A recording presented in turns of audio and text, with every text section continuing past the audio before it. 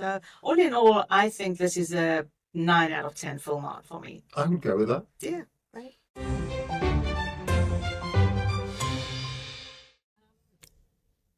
Everyone, we are at the Hong Kong Convention Center for Filmart. And I'm with Patrick. I'm Janine Stein. And this is Patrick Frater.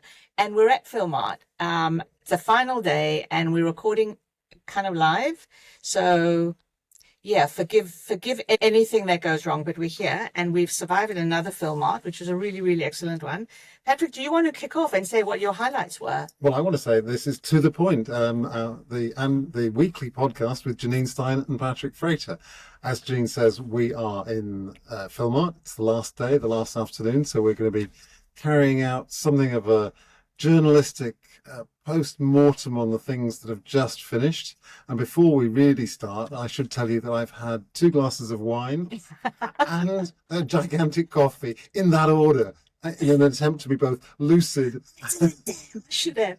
That's what I did wrong. That was my attempt. I did that wrong. That's my attempt to be lucid and lubricated. It's Friday at Filmart. We don't have to be lucid. We just have to be vaguely coherent. We have to be vaguely coherent. To me, the highlights were many. It's actually nice to be back. And some of the things were incredibly familiar at Filmart. You know, there was a lot of people here, a lot of companies, a gigantic exhibition floor, too many conferences going on at the same time that you couldn't possibly follow all of them, but you know, that's a good thing rather than a bad thing. One of the most obvious things was the return of The Season, the PCCW premium drama. That was basically one of 2 top of mind shows. Well, it was a top of mind show for me and it was an obvious thing because it actually launched this time last year here when they were just going into pre-production and all the cast were on stage. Now they've shot the thing and they were all, well, some of them were back and announcing that they have an upload date in mid-June, I think it is, on Hulu and View and anywhere else they can sell it. Yeah. What struck you about that particular show? About The Season? Well, I'm slightly wondering how much of a remake it is. I want it to be good. I really want the show to be good. But there was an Amazon show last year which felt kind of samey. The expats. Thank you very much. I don't want it to be the same. I want it to be different. I think Expat was a kid gets kidnapped and then their marriage falls apart. But I think it's almost the same era that like really, really rich, entitled. But this is much more mystery. And also it's in English, which the Expat was also in English. But this is mixed nationality, but the whole thing is in English. So I was chatting about it. Obviously, it's one of 2 shows that have taken a lot of people's attention at Filmart. And I said, but it's in English. We now live in a world where people accept foreign languages, like witness Korea. So I said, wouldn't it have been better to shoot it in Cantonese? And this was a reason for someone to tell me and remind me, because actually I used to live in Hong Kong, of that absolute privileged, wealthy elite where the kids all go to international schools, they're educated at top schools in the world, and they do speak English to each other. So this series being in English isn't going to feel strange. Okay. What was the other show for you? The other one was The Night Manager Hong Kong. Now, we weren't invited to this privileged, very special screening, but everybody who did come out of it said how amazing it looked. That one is in Cantonese.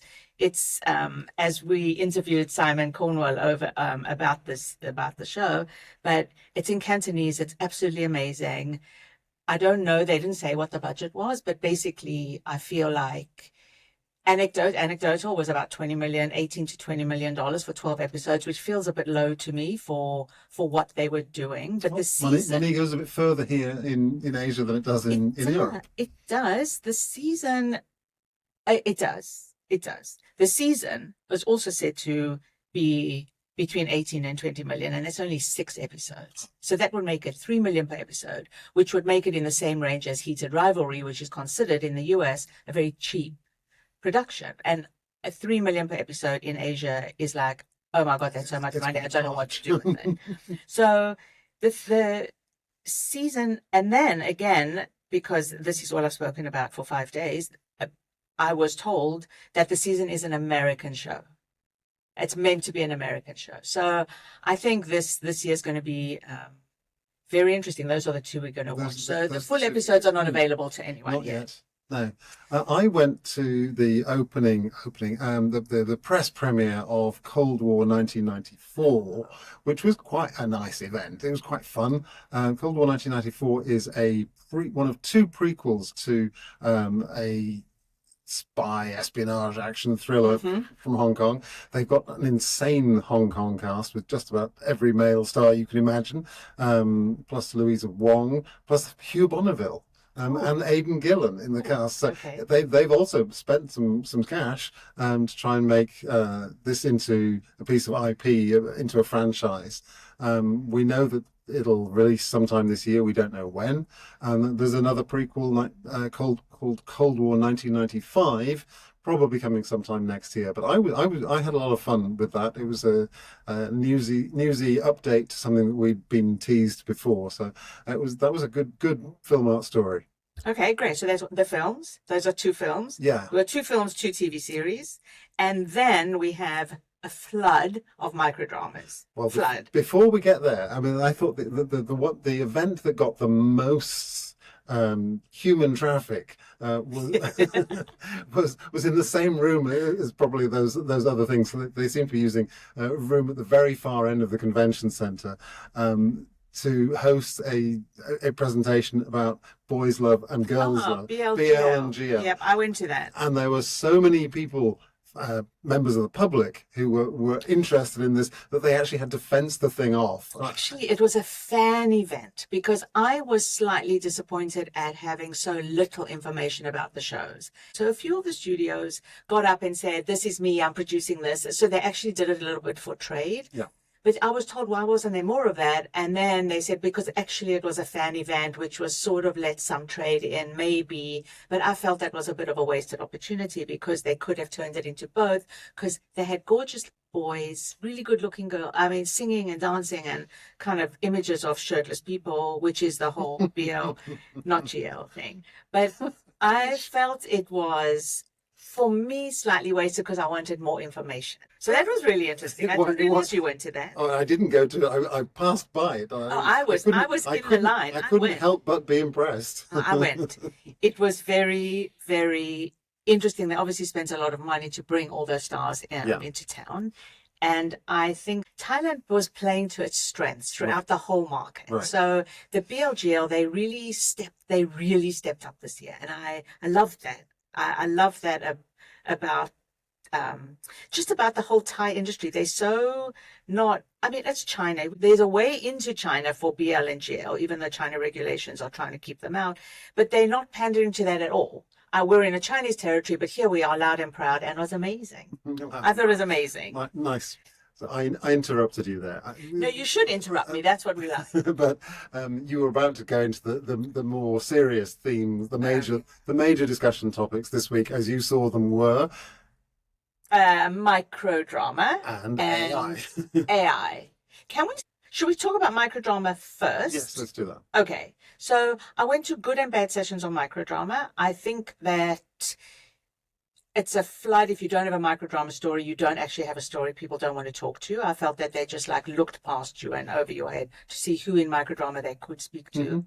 I went to some very academic, with big presentations with lots of words on them about the microdrama industry, which was appreciated. But I think we're at a sort of inflection point. Microdramas are here to stay. But what do we do with it? Right. I think that's exactly the right question. We've hurtled towards maturity in the last year, from a stage where almost nobody in the West had even heard of them to now many companies being involved, producing for and from the West, and within Asia there's all sorts of different combinations. I mean, I met Korean companies this week who said they were producing for China. And I met Chinese companies who said they're producing for Korea and the rest of the continent. And another Chinese company Linmon, which said, we've done the English language stuff, we're back to focusing on Asia again. Which is really we've come interesting. I full saw that circle. story, correct. So that's, I think it's really interesting how everyone feels like they need to be in microdrama, and maybe they do. But the one interesting thing was I spoke to Timothy from COL Group, and he's here with a partner. And they've got like a microdrama in a box, because the challenge is everyone wants to launch microdramas and they're not that difficult to acquire. But where do we put them? How do we present them? So we've got a TikTok channel, but we don't want to be on TikTok. We want our own space and own environment. So he was here launching this microdramas in a box, which is it's a basically plug and play. And I think that's one thing that people are thinking about. That's one option. And there were other options with packaging and curating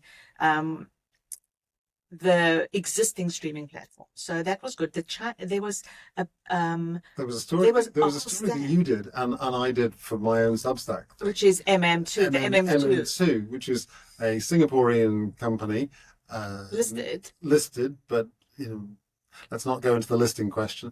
I want to go into the listing question because it's troubled. But a troubled Singaporean company doing something which sounds quite clever on paper, which is launching 3 separate platforms for microdramas in different regional languages. So there was, I think it was Cantonese, Hokkien, and Bahasa. Yeah, Malay.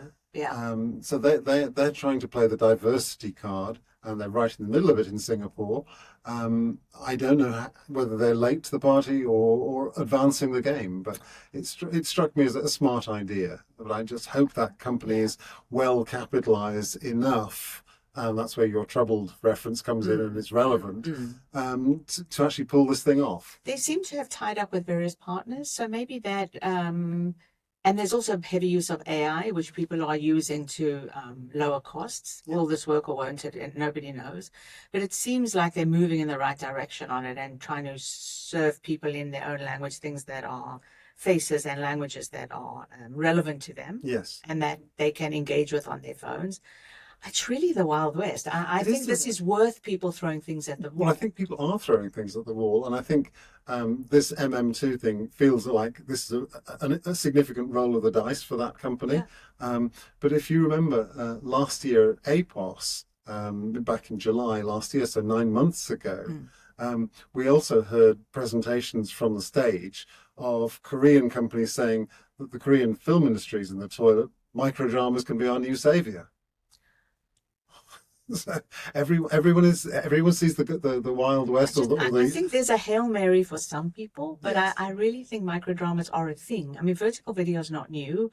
I would like to see microdramas separated from other genres. So I would like to see vertical video develop as a much broader category, and then microdrama, which is the whole hook-based, cliffhanger-based, that what some people still perceive as cheesy. I would like to see it spread out into the different genres and recognized for what it is. Because some of the Koreans are making really high-end reality verticals, and they're really interesting. Viglu, the Korean platform, is trying to go for a higher-end market. So I think this is interesting to be continued. And you were a moment ago saying that AI is a separate story from microdramas. Well, what's your AI learning from this week? Linked. I think AI is being integrated into everybody's workflow, into everybody's lives in every single way. So what's happening now, the whole US thing between OpenAI and Anthropic, I think that's, for me, opened up a lot of conversations about what is Anthropic, what is Claude, how many Claudes are there, how do we use AI? And then moving into the production industry, everyone's using it in different parts of their world. So there's not one thing called AI. There's a million ways you can use it. And if you integrate it, I had a conversation with one of the Chinese directors, animation directors, and he said, I don't want to talk about AI separate from what I do every single day. So it helps me in so many different ways, but I already have a character that's well loved. If I turn her into an AI, I'm going to have a fan revolution. So I need to create something new with AI if I do it. But existing characters, existing IPs, people still want the human or the character that they already love. So you can't take existing IP, risky to take well-loved IP and turn it into an AI something. But he said the costs will come down with AI. It's also the old industrialization model. We should be using AI. Yeah. And we wouldn't be able to do this video podcast if it weren't for AI. Right. So the AI is all editing. But I already ditched my AI voice. Let's read a story, listen to this article here, and you press and you listen, because everybody in my team was like, oh my God, that sounds so revolting. Are you going to read it yourself? Someone of us going to read it so it's human? Or are we going to use the tinny AI voice? And the AI voices are improving, but it takes a long time to check them and to make sure they're pronouncing it right. So sorry, I'm going on a tangent here. The AI conversation here was very interesting, but still early. And I think people are using it to create in a cautious way. And those who aren't, well, they'll learn. Now, I just received the message said in many different ways again this week that AI is principally a tool. Yeah. It's not going to write your story from scratch.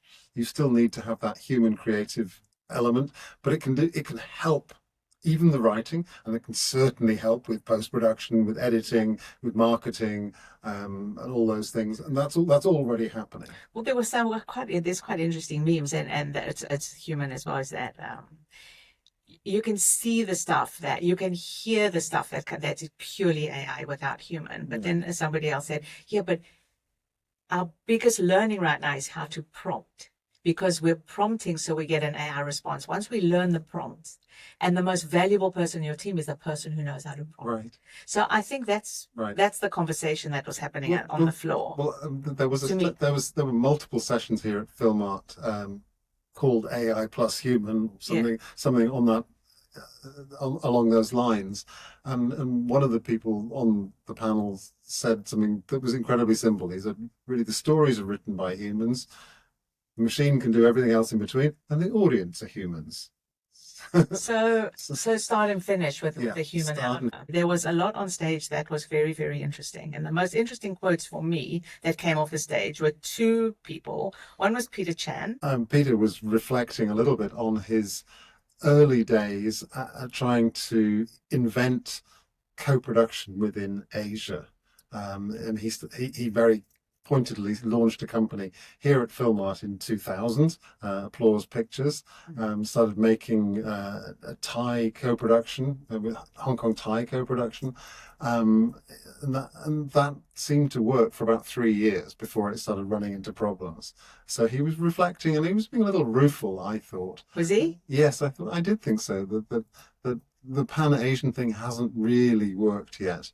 And I think that's probably true. I mean, I did a feature story for another paper just before this market, and was looking at a lot of success stories of Asian films. There have been a lot which have broken records. Here in Hong Kong, the box office record for a local film has been broken 5 times, I think, in the last 3 or 4 years. So there's a lot of that happening. There's a film in Korea that's playing now, The King's Warden, which is about to break records. The highest grossing Taiwanese film is still playing. Is the Sunshine. Sunshine Women's Choir is playing at the moment. So there are stories of great success in Asian film and content, but they're not traveling very well. They're not exactly well distributed. And for that, if you want a role model for Asian films which travel, you've got to look at Japanese animation. Anime is still I was going to say a defining factor. That's the wrong word, but it's a common thing across this region. You know that it's going to play. I think it's around the world. Crunchyroll will attest to that. Well, Crunchyroll will attest to that. Crunchyroll is a reinvention under Sony. It was bought 5 years ago and merged into their own thing, and it's tripled in size in terms of subscribers. But I think more than that, Crunchyroll has managed to take anime as a format into places where it wasn't before and make it popular. Anime is now big in India, and that's a huge market. So yeah. Well, the Netflix top 10 is constantly filled with filled with anime. And there's something else interesting. It wasn't actually at Filmart, but we can talk about that. Again, back to my Peter Chan quotes. Go back. Yes, I distracted my favorite one, no, you didn't. But my favorite one, which I wrote down, was I'm scratching my head on where to go from here. That was Peter Chan. He told Filmart. And I think he just appeared confident enough to like be on the stage and say things like that. I don't know if he was being like ironic. No, I don't funny. think he was being ironic. I mean, if you remember, Peter started his new company about 2 or 3 years ago, which was aimed at self-financing or the long-form premium drama in Asia, with film directors as the showrunners, and not being dependent on streamers for commissions. That was the whole point. He wanted to be able to have the artists in control financially and artistically, and not be beholden to the streamers. Unfortunately, it didn't work. He launched this company, he had lots of good ideas, but he couldn't raise the money to make all these shows happen. And so he stopped really making those shows. Where was he going to put them if he wasn't? Well, he was going to license them. He was going to sell them. But to who? To the streamers. But obviously that they wanted more control. Of course. And as the market was shrinking, because the streaming market the commissioning streaming market has shrunk over the last 2 years, certainly narrowed. He found himself with a good idea, but probably 2 years too late. Oh, that's a shame. I didn't know that. I should have. I'm not that well versed in the film world as you, but that is a shame. It is. I mean, it was a very good idea, and you've seen examples of this in India, where there some well-financed indie companies have been able to play off the streamers against each other and make them bid for their content. But I think Peter in East Asia found himself just at the wrong time. Well, he didn't sugarcoat anything the way so many people do when they get on stage and they're given a microphone, and especially when they're listed, and I understand that. But other things he said, I mean, he was one of my favorite speakers of the week, and I don't know him. I know you know him personally, but he was basically said, 26 years later, we see booming markets in Indonesia, Philippines, Vietnam, which are territories he had no previous knowledge of. And he goes like, what is it now? I don't think anyone knows anything now. Every market is at a different stage. And how do we bridge that gap? And he acknowledged the difficulty of bridging the gap, which is just what you said. And he mentioned taking subsidies from government. And I think that governments still, as is obvious at the Filmart floor, governments still play a very, very big role in supporting the industry. Yeah, money has been a question all week. I mean, it's a question at every film market every year. Where's the money? But there did seem to be different opinions as to how much Asia needs the support of government money. But I mean, Peter said something like he's very much against taking government money, but then he admitted, I'm still asking for subsidies from the Hong Kong government. He did. Which was just very interesting. He said he's a hypocrite. I think he admitted that he was conflicted about he needs his films to be, So I thought he was just so interesting. And then he talked about co-production and talked about you can't just put in a cast member, pretend it's a co-production against what you said, how difficult it is. And he said that there has to be a minimum of integrity as a director to make sure the film rings true. He also highlighted the absolute holy grail of a co-production is to find a subject matter that's personal and relevant to each production market. So I thought that was very interesting. He also said, sorry, I'm hogging the conversation with Peter Chan, but I really half fell in love with him.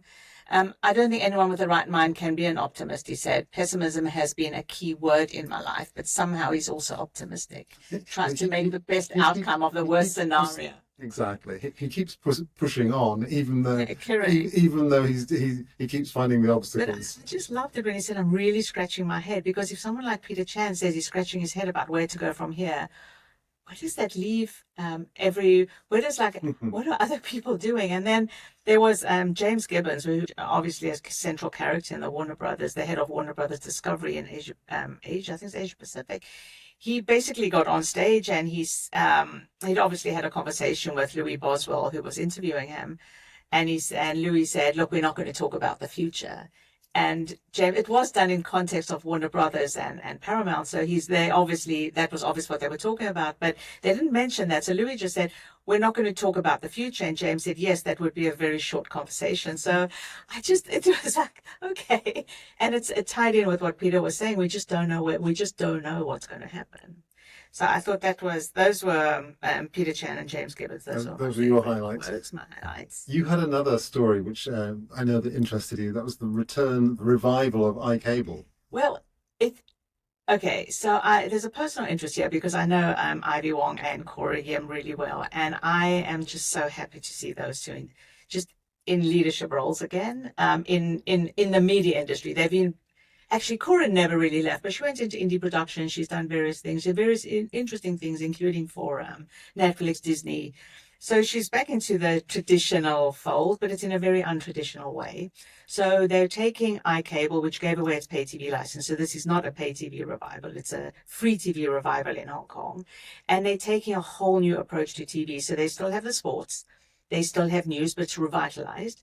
And they're bringing back a whole new entertainment layer. And it's young, it's trendy, it's cantopop, it's got events attached, it's fans attached. So I think this is something I'm going to be watching. I think obviously the 3 channels are already up, but the first indication I think they said May or June or mid-year. But I think this is something that's really, really going to be interesting in Hong Kong. I hope so. I mean, it'll be very interesting to see how much freedom and budget they're given. Because I remember when Cora was at Fox and Fox was taken over by Disney, she was asked to pitch lots and lots of ideas to the new management. And they kind of didn't really want any of them. They wanted to hear them, but they didn't actually want to run with anything that wasn't basically an existing Disney franchise. So she found herself very frustrated. And I think that's when she moved into indie film and TV production. But she's done really well. She's set up S11 and other companies. She's actually got co-productions now, Chinese language, on the Netflix slate.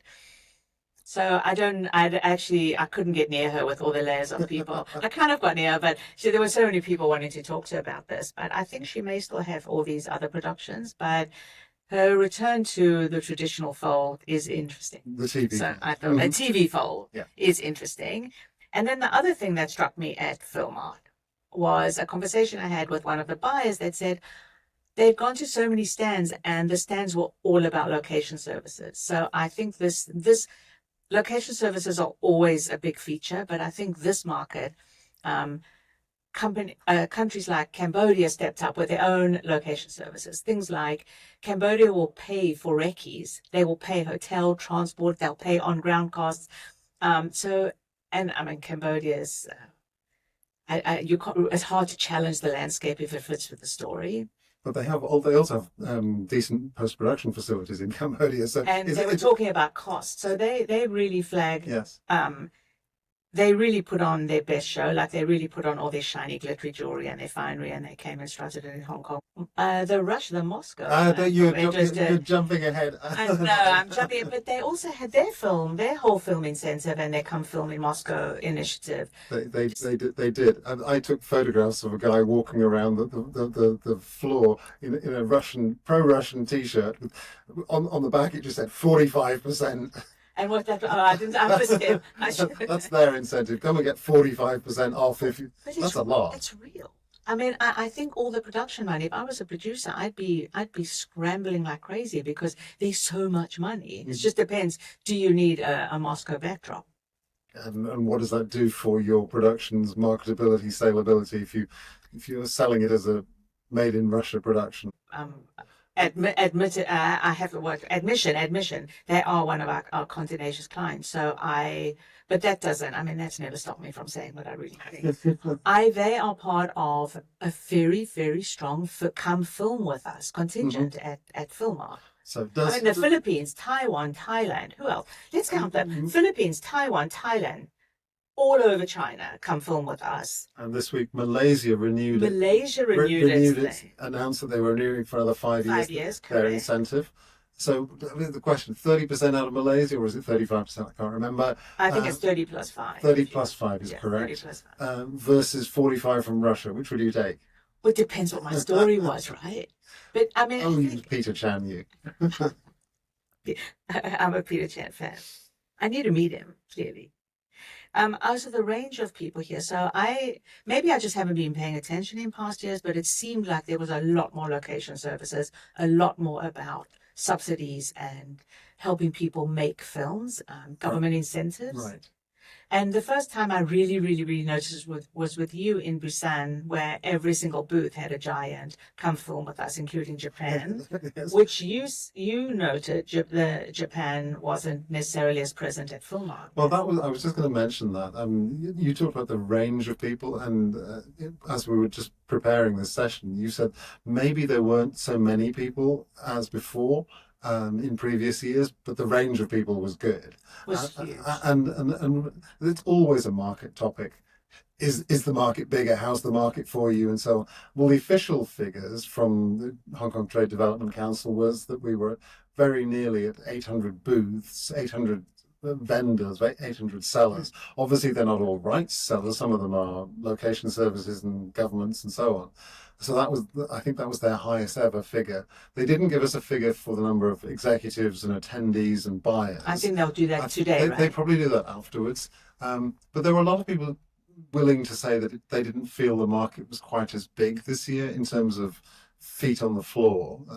But I don't know whether that was a bad thing or a good thing or even real, because they always move the walls backwards and forwards. So that's the thing, and then you have to find the black thing at the back and see what's behind it. So it felt crowded, but it didn't feel like there was a shortage of conversations. No, it didn't feel like there was a shortage of conversation. And one of the things clearly affecting people's attendance was the war in the Middle East. A lot of people had flights which were either disrupted or expensive or whatever. They thought twice about doing that.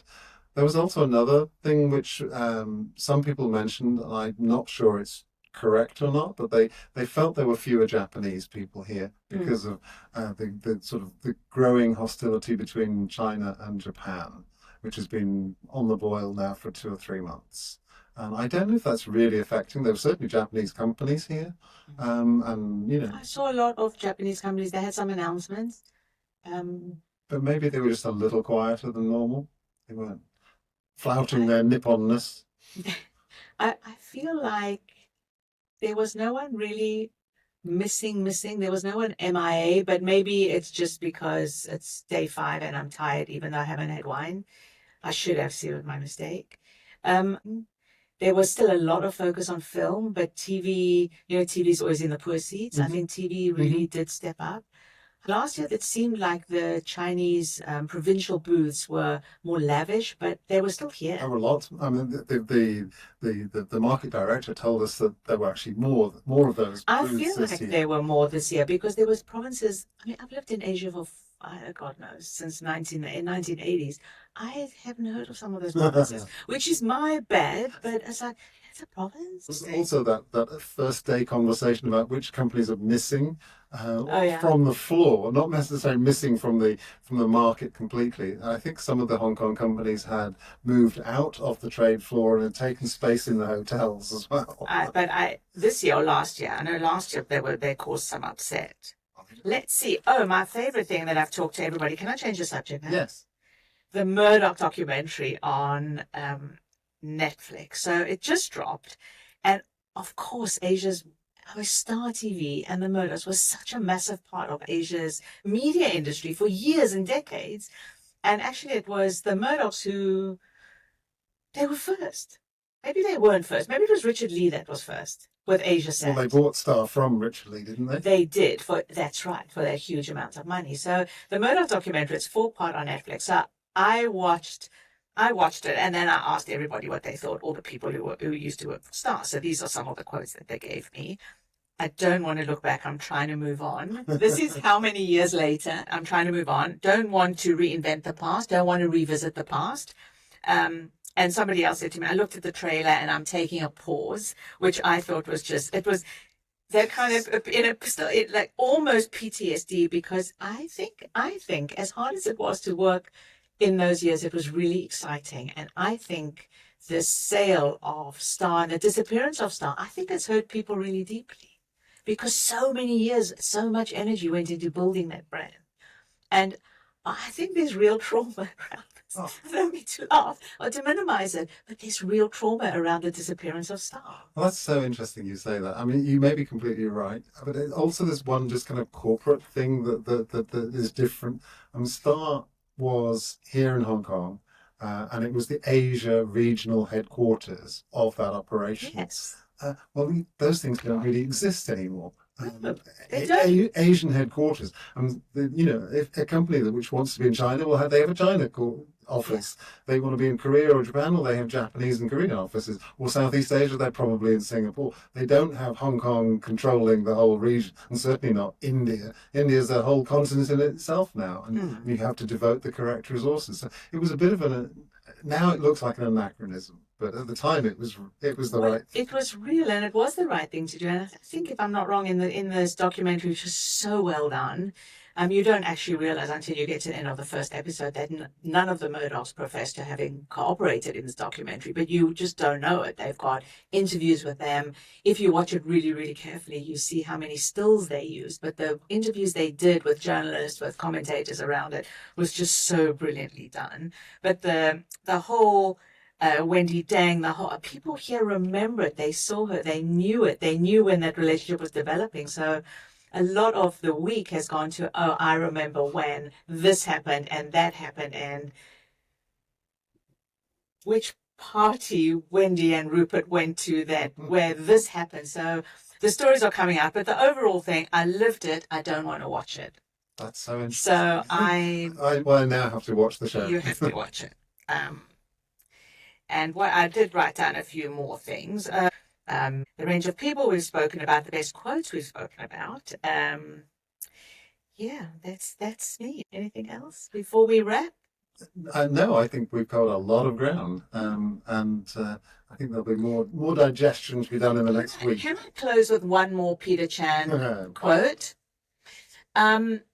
He basically said, when he was rambling on, scratching his head on where to go from here, he said he has a 19-year-old daughter who helps him to understand what's going on in the world. But he said, okay, I'm starting to talk like an old fart now. All of a sudden, I've become a conservative. I don't count Peter Chan as a conservative. That's what bring on the old farts, because he was really interesting, really engaging, and I loved hearing from him. So all in all, I think this is a 9 out of 10 Filmart for me. I would go with that. Yeah, right. So that was To the Point from 9 out of 10 Hong Kong Filmart with Patrick Frater and Janine Stein. Hope you can tune in next week. Did we say that we're here in the same booth, in the special podcast booth? We didn't say we're in the special podcast booth, but this is our first attempt at a live side-by-side edition of To the Point. Thank you for listening.